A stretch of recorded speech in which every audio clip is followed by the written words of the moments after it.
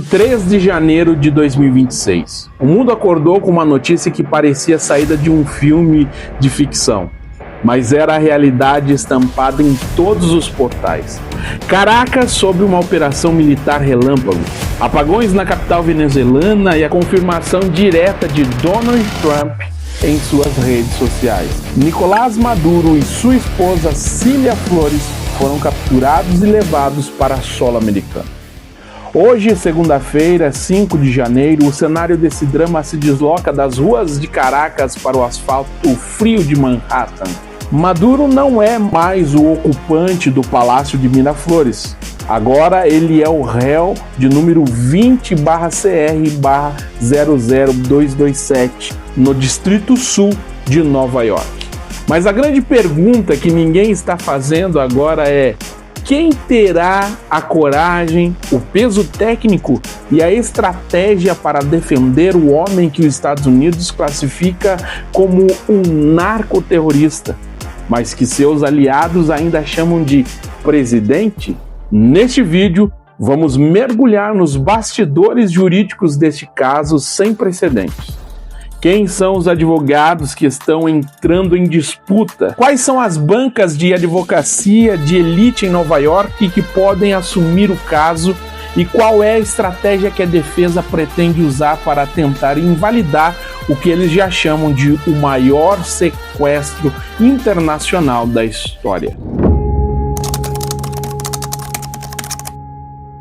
Para entender a defesa, precisamos entender onde Maduro está pisando. Ele foi levado para o Tribunal Federal de Manhattan para ser apresentado ao juiz Alvin Hellerstein. E aqui já temos o primeiro ponto de impacto. Hellerstein tem 92 anos. Ele é um veterano nomeado por Bill Clinton, um juiz que já presidiu casos pesadíssimos, desde processos envolvendo os ataques de 11 de setembro até grandes tramas de terrorismo internacional. Hellerstein é conhecido por sua disciplina e por não se deixar levar pelo circo mediático.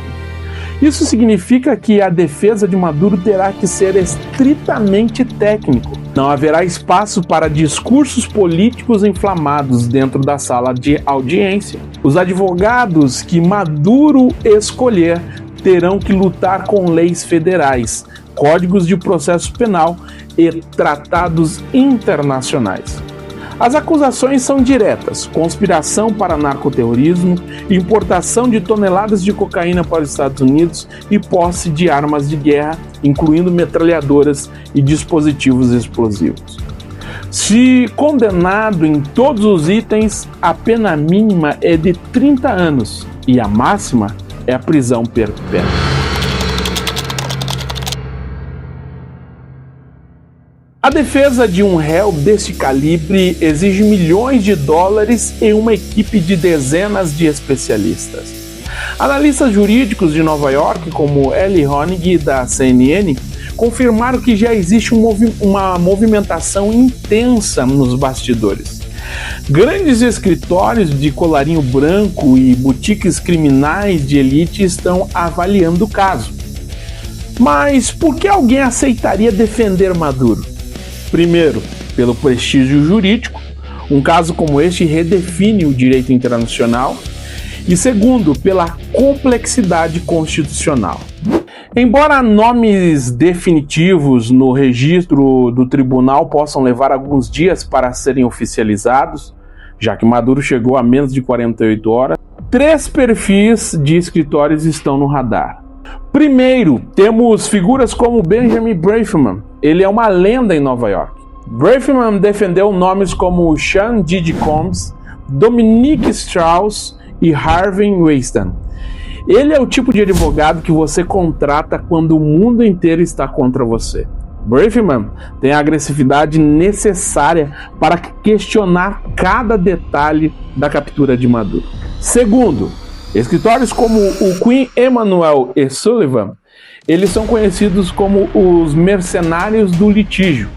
Têm experiência em representar governos estrangeiros e lidar com sanções econômicas. Eles não têm medo do processo contra o Departamento de Justiça dos Estados Unidos. Possui uma estrutura global que poderia conectar a defesa em Nova York com as investigações que correm na Europa. E terceiro, não podemos esquecer da equipe que já conhece o regime por dentro. Advogados que trabalharam no caso de Alex Saab, o suposto operador financeiro de Maduro, ou no caso Sobrinhos Flores, os parentes de Cília Flores condenados por tráfico nos Estados Unidos anos atrás. Esses advogados já têm um mapa das evidências da DEA e sabem onde a promotoria pode ter falhas. Qual será o argumento número 1 da defesa? A imunidade soberana. Os advogados de Maduro vão alegar que ele é ou era, no momento da captura, um chefe de Estado em exercício. De acordo com o direito internacional, chefes de estados possuem imunidade de jurisdição criminal em tribunais estrangeiros.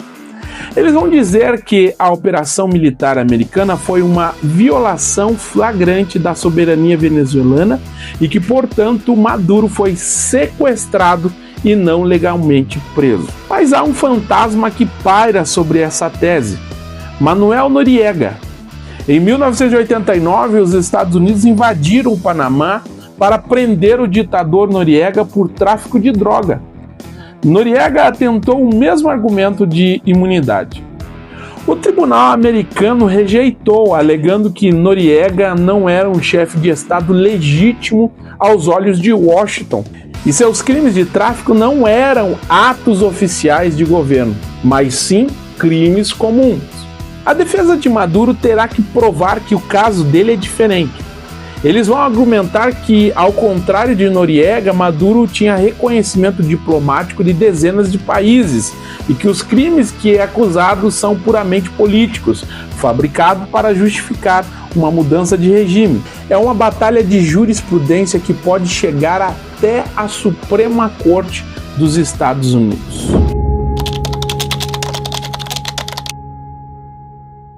Se você já chegou até aqui, seria importante você deixar o seu gostei para que mais pessoas pudessem ser atingidas por nosso vídeo. Enquanto a briga acontece em Manhattan, outra frente de batalha está em Haia, no Tribunal Penal Internacional. Lá Maduro é investigado por crimes contra a humanidade. E aqui a defesa tem nomes ainda mais específicos e uma dose extra de polêmica. O nome principal é Venkateswari Alagendra. Ela é uma advogada malaia de alto nível que lidera a defesa do governo venezuelano no TPI. Mas o que torna tudo isso um roteiro de cinema é o fato dela ser cunhada de Karim Khan, o procurador-chefe do tribunal. Em 2025, essa relação causou um terremoto jurídico. Juízes do TPI, Tribunal Penal Internacional, ordenaram que Karim Khan se afastasse das investigações sobre a Venezuela para evitar conflitos de interesse. Isso foi uma vitória tática para a equipe de Alagendra, pois atrasou o processo e colocou em xeque a imparcialidade da promotoria. Espera-se que Alagendra e outros consultores internacionais, como o britânico Ben Emerson, atuem como uma espécie de ponte. Eles não podem advogar diretamente no Tribunal Federal de Nova York se não tiverem licença americana, mas serão os arquitetos da estratégia global, fornecendo munição jurídica para os advogados de Manhattan atacarem a legalidade das provas enviadas por outros países. Não podemos esquecer de Cília Flores. Ela não é apenas a esposa de Maduro. Ela é advogada e ex-procuradora-geral. Ela está sendo processada junto com ele e, segundo relatos da audiência de hoje, ela deve ter sua própria representação legal. Cília é vista como o cérebro jurídico por trás de muitas manobras do regime em Caracas. E ela certamente terá um papel ativo na coordenação da defesa. Mas há um problema prático. Como pagar esses advogados de elite? Os honorários de uma banca como a Queen Emanuel pode chegar a dezenas de milhões de dólares. Como o Departamento do Tesouro dos Estados Unidos bloqueou praticamente todos os ativos de Maduro e da Venezuela nos Estados Unidos, a defesa terá que lutar para que o tribunal libere fundos específicos para garantir o direito constitucional a uma defesa técnica. Se o juiz Hellerstein não liberar esse dinheiro, Maduro poderá acabar sendo defendido por defensores públicos federais. Ironicamente, os defensores públicos do Distrito Sul de Nova York estão entre os melhores advogados criminais do país. Mas para Maduro, aceitar um advogado pago pelo Estado americano seria uma derrota simbólica enorme.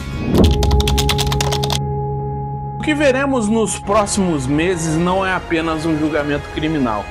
É um teste de força para o sistema jurídico dos Estados Unidos e para a ordem internacional.